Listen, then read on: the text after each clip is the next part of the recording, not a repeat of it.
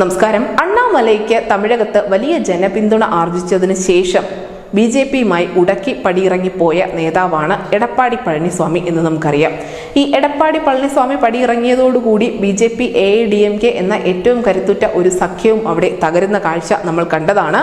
എന്തായാലും AIADMK ഇത്തവണ ലോക്സഭാ തെരഞ്ഞെടുപ്പിൽ ഒറ്റയ്ക്ക് തന്നെയാണ് കളത്തിലിറങ്ങുന്നത്. എത്രത്തോളം അവരുടെ രാഷ്ട്രീയ ഭാവി ഇത് ബാധിക്കുമെന്നുള്ളത് നമുക്ക് തെരഞ്ഞെടുപ്പിന് ശേഷം മാത്രമേ പറയാൻ സാധിക്കുകയുള്ളൂ. കാരണം എടപ്പാടി പളനിസ്വാമിയുടെയും അതിനോടൊപ്പം തന്നെ AIADMK എന്ന ഏറ്റവും വലിയ രണ്ടാമത്തെ ദ്രാവിഡ പാർട്ടിയുടെയും ഭാവി തീരുമാനിക്കാൻ പോകുന്ന ഒരു തെരഞ്ഞെടുപ്പ് കൂടിയായിരിക്കും ഈ ലോക്സഭാ തെരഞ്ഞെടുപ്പ്. ഇത്തവണ AIADMKയ്ക്ക് പിന്തുണ പ്രഖ്യാപിച്ചുകൊണ്ട് രംഗത്തെത്തിയിരിക്കുന്ന ഏറ്റവും പ്രധാനപ്പെട്ട നേതാക്കളിൽ ഒരാളാണ് ഓൾ ഇന്ത്യ മജ്ലിസ് ഇത്തിഹാദുൽ മുസ്ലിമിന്റെ തലവനായ അസദുദ്ദീൻ ഒവൈസി. ഈ മജ്ലിസ് പാർട്ടിയുടെ നേതാവായ ഒവൈസി പറഞ്ഞത് തങ്ങൾ ഇത്തവണ AIADMKയുമായി സഖ്യത്തിലുണ്ട് എന്നാണ്.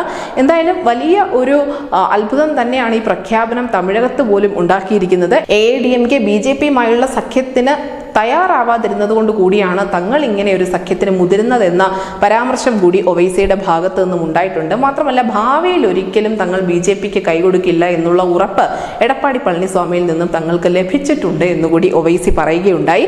പൗരത്വ ഭേദഗതി നിയമം, ദേശീയ ജനസംഖ്യാ രജിസ്റ്റർ, ദേശീയ പൗരത്വ രജിസ്റ്റർ എന്നിവയെ എതിർക്കും എന്നുള്ള ഉറപ്പ് AIADMK നൽകിയിട്ടുണ്ട് എന്നുകൂടി ഒവൈസി പറഞ്ഞു വെക്കുന്നു. മാത്രമല്ല നിയമസഭാ തെരഞ്ഞെടുപ്പിലും 2026-ലും ഈ സഖ്യം തുടരും എന്ന പ്രഖ്യാപനം കൂടി ഒവൈസി നടത്തിയിട്ടുണ്ട്. എന്തായാലും നിലവിൽ AIADMKയുമായി സഖ്യത്തിലുള്ള പാർട്ടികളെ പരിശോധിച്ചാൽ ഏകദേശം അവരുടെ ലോക്സഭാ തെരഞ്ഞെടുപ്പിലെ ഭാവി എന്തായിരിക്കും എന്ന് നമുക്ക് മനസ്സിലാക്കാൻ സാധിക്കും. കാരണം അന്തരിച്ച നടനും രാഷ്ട്രീയ നേതാവുമായ വിജയകാന്തിന്റെ ദേശീയ മുർപോർക്ക് ദ്രാവിഡ കഴകം, അതിനോടൊപ്പം AIADMKയ്ക്ക് പിന്തുണയുമായി രംഗത്തുള്ള മറ്റൊരു പാർട്ടി SDPI ആണ്.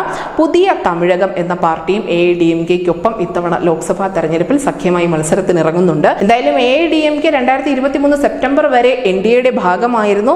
ഇതുവരെ പാർലമെന്റിൽ അവർ CAAയോ അതുപോലെ NRCയോ ഒന്നും എതിർത്തിട്ടുമില്ല.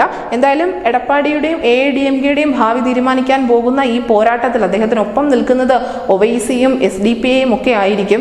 എങ്ങനെയായിരിക്കും തമിഴ് ജനത ഇനി ഈ AIADMK എന്ന പാർട്ടിയുടെ വിധി എഴുതുക എന്നുള്ളത് കാത്തിരുന്ന് കാണാവുന്നതാണ്. ഇതിനോടകം തന്നെ നിരവധി വിവാദങ്ങൾ ഈ AIADMKയുടെ സഖ്യവുമായി ബന്ധപ്പെട്ട് നിലനിൽക്കുന്നുണ്ട്. പ്രത്യേകിച്ചും SDPI അടക്കമുള്ള പാർട്ടികൾ AIADMKയ്ക്കൊപ്പം നിൽക്കുന്നതിനെതിരെ വലിയ വിമർശനമാണ് BJP ഉൾപ്പെടെ തമിഴകത്ത് ആരംഭിച്ചിട്ടുള്ളത്. അതിന് തൊട്ട് പിന്നാലെയാണ് ഇപ്പോൾ ഒവൈസി കൂടി EPSന് കൈകൊടുത്തിരിക്കുന്നത്. News desk News India Malayalam.